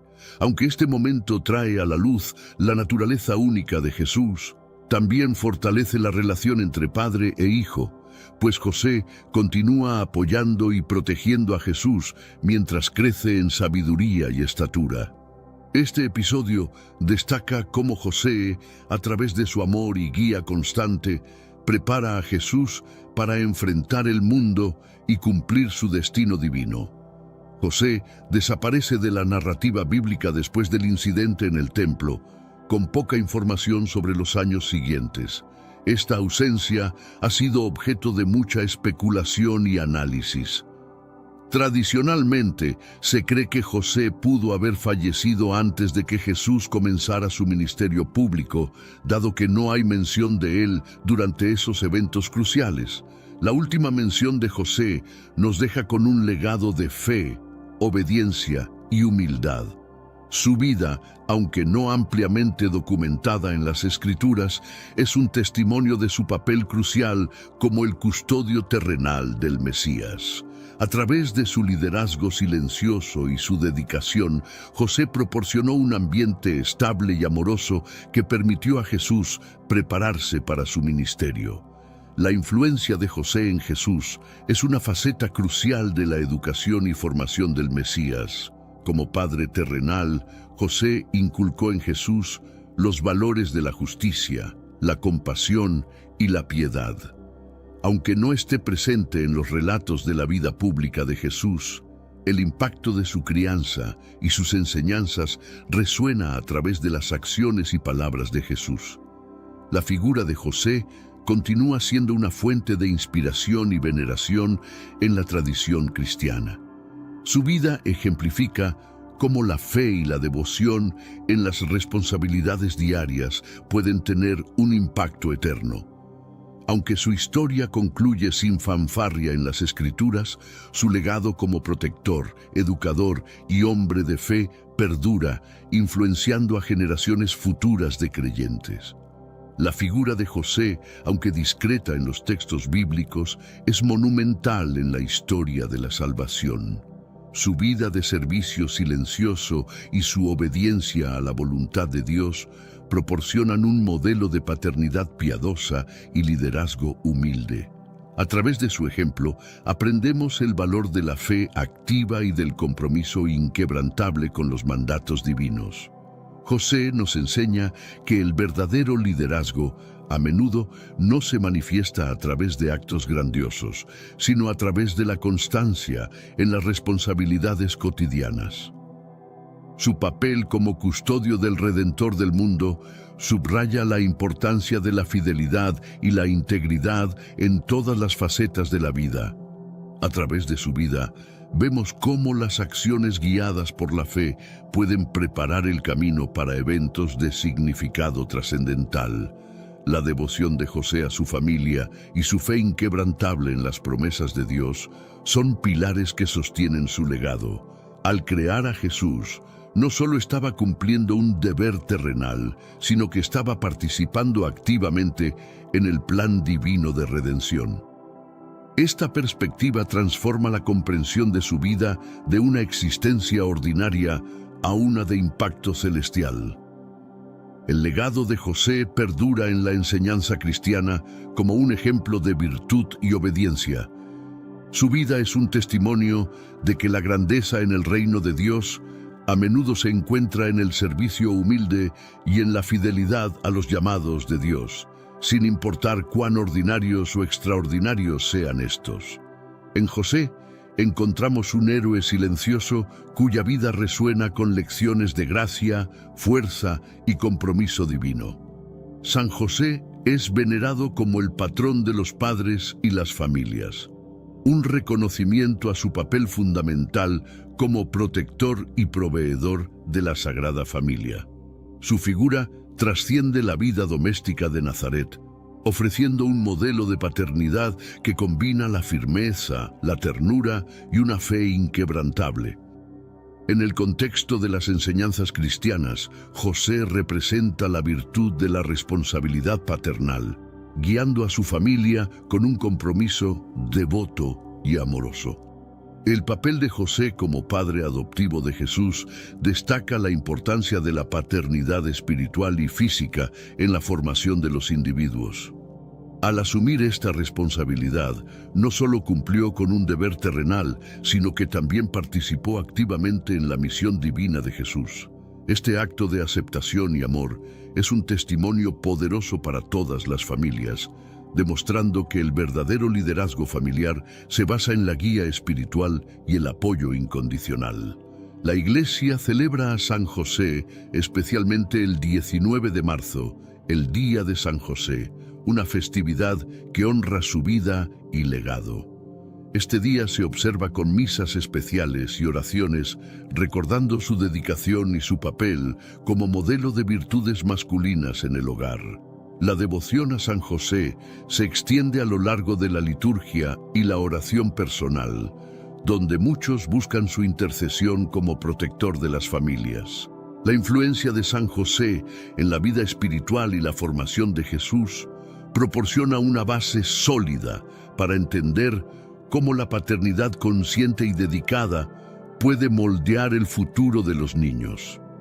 En él, las familias encuentran un patrono que comprende los desafíos y las alegrías de la crianza, un santo que ofrece esperanza y guía en los momentos de incertidumbre y dificultad.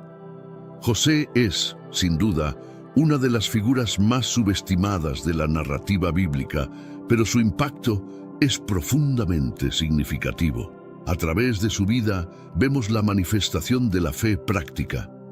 Un hombre que responde con acción y confianza ante las promesas de Dios.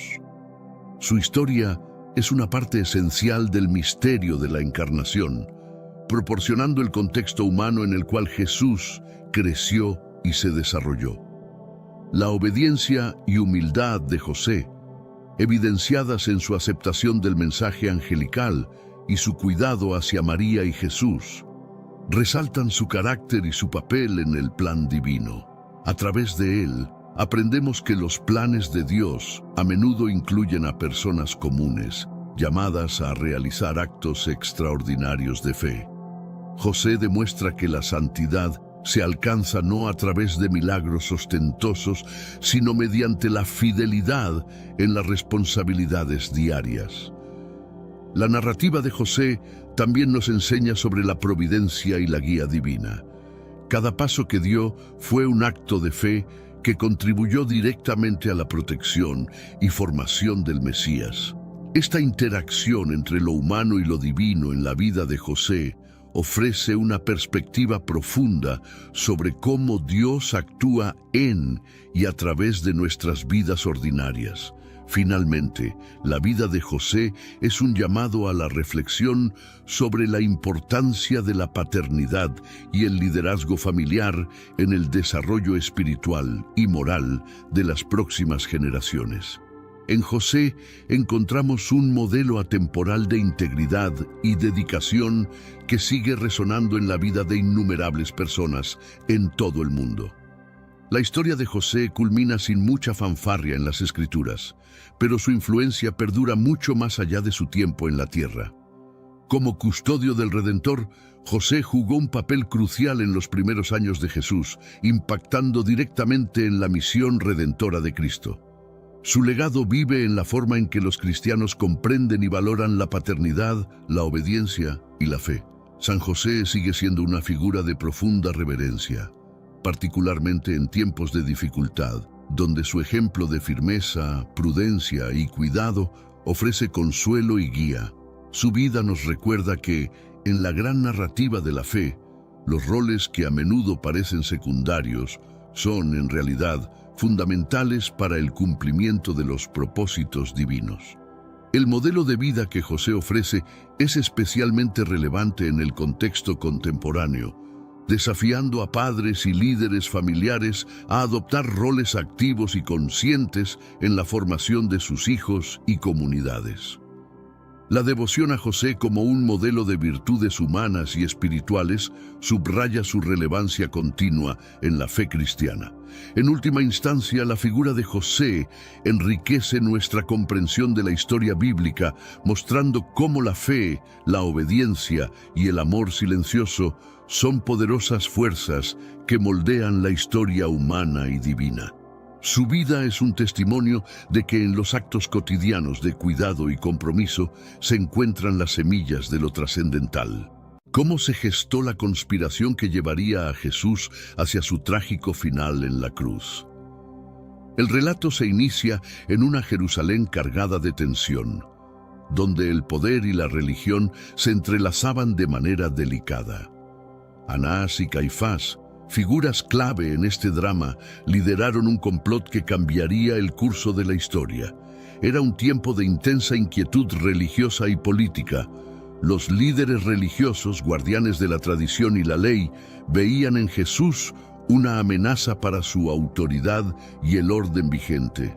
Las enseñanzas y milagros de Jesús atraían a multitudes y su voz resonaba con una autoridad que competía con la de los sacerdotes y escribas. Anás y Caifás, preocupados por la influencia creciente de Jesús y las posibles insurrecciones que esto podría incitar, lo que atraería el castigo del Imperio Romano, empezaron a diseñar un plan. Su intervención sería decisiva para poner fin a todo, incluyendo a Jesucristo, el Hijo de Dios. Así, sus acciones iniciaron una serie de eventos que no solo definieron la vida de Jesucristo, sino también la de toda la humanidad. ¿Estaba todo predestinado? ¿Cuál era el papel de estos hombres? ¿Se opusieron a Dios o actuaron conforme a su voluntad? En el video de hoy lo exploraremos.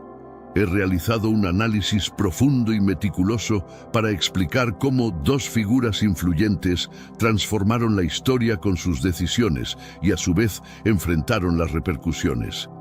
Ellos tenían un objetivo claro: aprehender a Jesús, acusarlo de blasfemia y subversión y suprimirlo.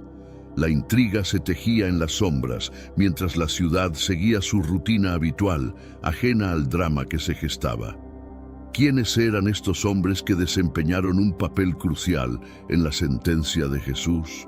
Comparte este video con cuantas personas puedas. Es nuestro deber, como fieles seguidores de la palabra de Dios, propagar sus enseñanzas. Envíalo a alguien especial, ya sea por WhatsApp, Telegram o incluso Facebook.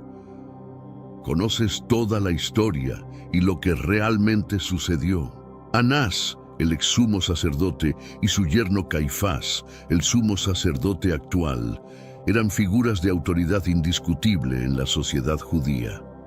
Su influencia se extendía más allá de lo religioso, llegando a las esferas políticas y sociales. Anás, el patriarca, era conocido por su sagacidad y su capacidad para mantener el control dentro de su familia, asegurando que sus descendientes también se hicieran con el puesto de sumo sacerdote. Su influencia continuó incluso después de abandonar el cargo, actuando a menudo como la fuerza detrás del poder. Caifás, por otro lado, compartía la visión de Anás y no vacilaba en usar su posición para conservar el poder y la estabilidad de su clase sacerdotal. Era pragmático, dispuesto a tomar medidas arduas por lo que veían como el bien común. Juntos, estos dos hombres establecieron una alianza poderosa, resueltos a defender su dominio a toda costa. La conspiración para acusar y condenar a Jesús no fue un acto impulsivo, sino el resultado de una deliberación cuidadosa y estratégica. Anás y Caifás, conscientes del creciente seguimiento de Jesús, comenzaron a sentir la presión de actuar.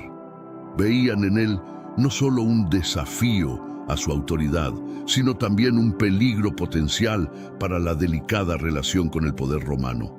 Reuniones secretas se realizaban bajo el velo de la noche, en las que se urdían estrategias y se buscaban maneras de incriminar a Jesús por alguna palabra o acción que pudiera interpretarse como blasfemia o sedición. La red de espionaje y vigilancia se desplegaba por toda Jerusalén, buscando cualquier pretexto para detenerlo. El propósito era claro: retratar a Jesús como un agitador que amenazaba con desestabilizar el orden vigente, poniendo en riesgo no solo la autoridad religiosa de los sacerdotes, sino también la paz bajo el control romano.